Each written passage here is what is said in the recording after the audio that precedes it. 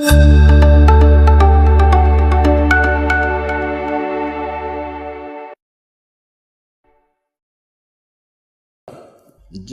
गोविंद का इसके अनुवादक है। गीता प्रेस गोरखपुर से ये छपी है, प्रकाशित है। अब हम अपने सदग्रंथों को स्वयं पढ़ेंगे। पहले ये नकली गुरु हमें गलत बताते रहे।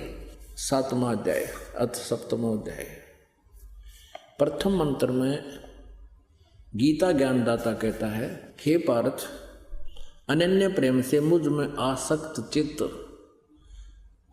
तथा अनन्य भाव से मेरे प्राण होकर योग में लगा हुआ, योग माने भक्ति में, जिस प्रकार से संपूर्ण विभूति बल एवं ऐश्वर्य युक्त गुणों से युक्त सबके आत्मरूप मुझको संशय रहित जानेगा, उसको सुन।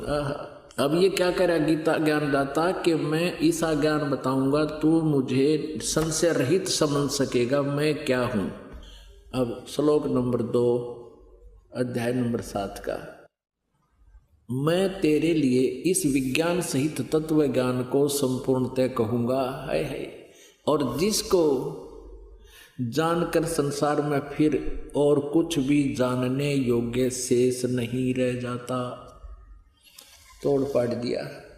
पवित्र श्रीमद् भगवद गीता में गीता ज्ञानदाता कहता है, इस 7वें अध्याय में तुझे ऐसा ज्ञान बताऊंगा कि तू मुझे संशय रहित समझ सकेगा और इस ज्ञान के जानने के बाद फिर कुछ भी जानना शेष नहीं रहेगा। अब हम 7वां अध्याय का अब श्लोक नंबर हम 3 पढ़ते हैं। पहला 2 पढ़ लिया। हजारों मनुष्यों में कोई एक मेरी प्राप्ति के लिए प्रयत्न करता है और उन यत्न करने वाले योगियों में भी कोई एक मेरे प्राण होकर मुझको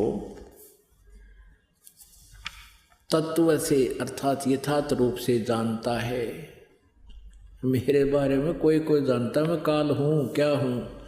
अब देखो क्या कहा 4 और 5 में, पृथ्वी जल अग्नि आयु आकाश मन बुद्धि और अहंकार भी इस प्रकार ये 8 प्रकार से विभाजित मेरी प्रकृति है। यह 8 प्रकार के भेद वाली तो अपरा अर्थात मेरी जड़ प्रकृति है। आगे देखो, हे महाभावो, इससे दूसरी को जिससे यह संपूर्ण जगत धारण किया जाता है मेरी जीव रूपा परा अर्थात चेतन प्रकृति जान, ये दुर्गा है। ये तो 8 प्रकार की तो इसने बता दिया, ये जल अग्नि वायु आकाश मन बुद्धि अहंकार, ये तो 8 प्रकार की है। और इससे दूसरी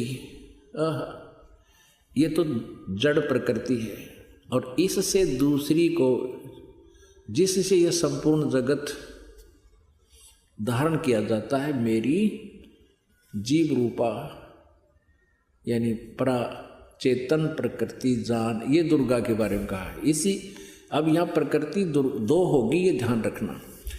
और इस प्रकृति के बारे में दुर्गा के बारे में शिव पुराण और दुर्गा पुराण में भी यही प्रमाण है।